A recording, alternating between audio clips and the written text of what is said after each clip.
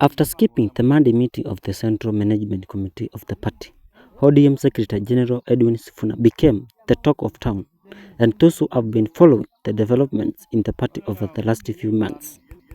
Amid calls by a section of party members and leaders for Sifuna's dismissal from the party, ODM Party National Chairperson at Homa Bay County Governor Gladys Wanga has dismissed such calls. According to Wanga, there is nothing tangible that Sifuna has done to warrant his dismissal as the party's spokesperson. ODM is a democratic party. Anyone at the party is allowed to have their own opinion, Wanga said, adding that discipline only comes into play once the party has reached a binding and collective decision.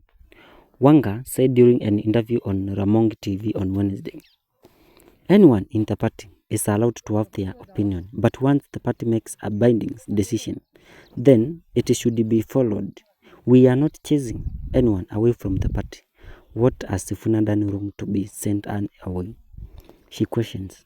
Wanga added amid calls for Sifuna's ouster. Thank you for watching City Media. Please subscribe, share, comment for more news.